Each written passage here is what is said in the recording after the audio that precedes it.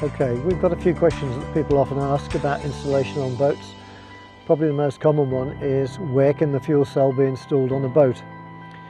And given that there are two outputs apart from power that you need to think of, it's really pretty straightforward. One is water vapour. Water vapour can be taken over the side, as we've shown you on this video, or alternatively some people are just content to drain it into the bilge. There's not much of it, and it just runs down into the bilge. It will produce maybe an egg cupful every couple of days, so that's vapour. The other item, which we've also shown you, is heat. So the heat needs to be taken into a compartment that the fuel cell is not in. Some people are quite content to breathe the fuel cell into the main saloon of the boat. That's perfectly acceptable. If the fuel cell is not in that compartment, then that's fine. You can position the fuel cell basically anywhere you want, as long as the heat doesn't get returned straight back into the fuel cell. Sometimes customers ask about methanol safety. It's perfectly acceptable to, providing the methanol container is strapped down into its seat, which you've seen, the methanol is fine. The methanol itself can be tipped upside down. The containers are very robust. They're actually cleared for air flight by IATA.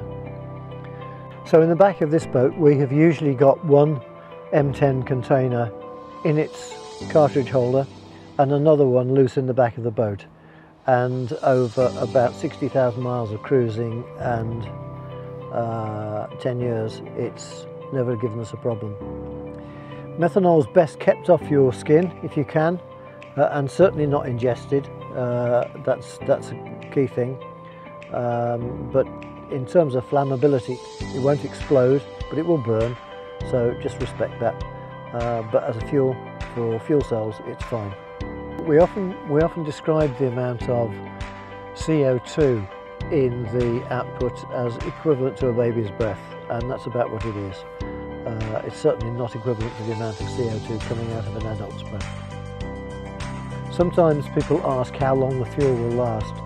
That's a difficult one to answer because it's rare for people to have a good profile of the amount of electricity they're using on their boat in a day. What I can tell you is that you will get approximately 1 kilowatt hour out of 0.9 of a litre of methanol.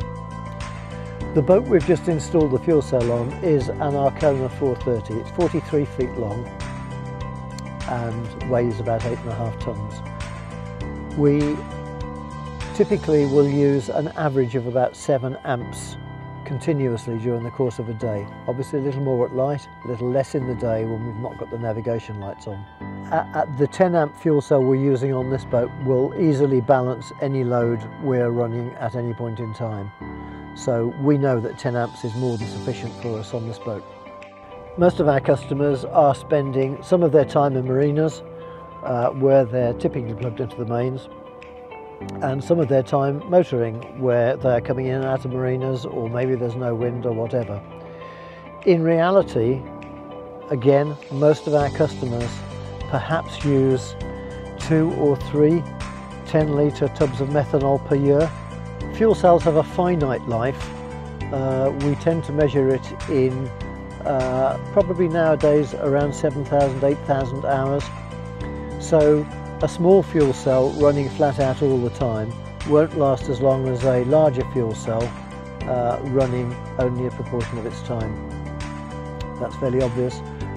But when sizing the fuel cell for a boat, try and understand the exact amount of power you draw during the course of a day.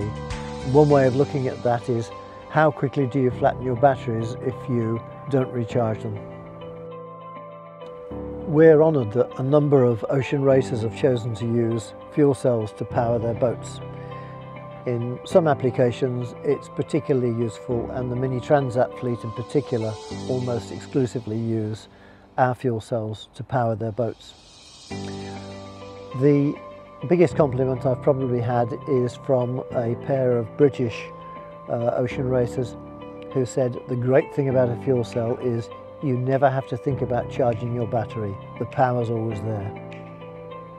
The fuel cell will accept an angle of heel of 35 degrees, either laterally or longitudinally.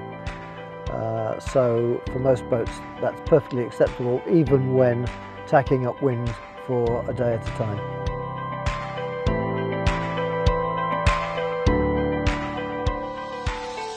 So the fuel cell will give you reliable power, it's maintenance free, it's virtually silent, and it will give you reliable, hassle-free power for years to come.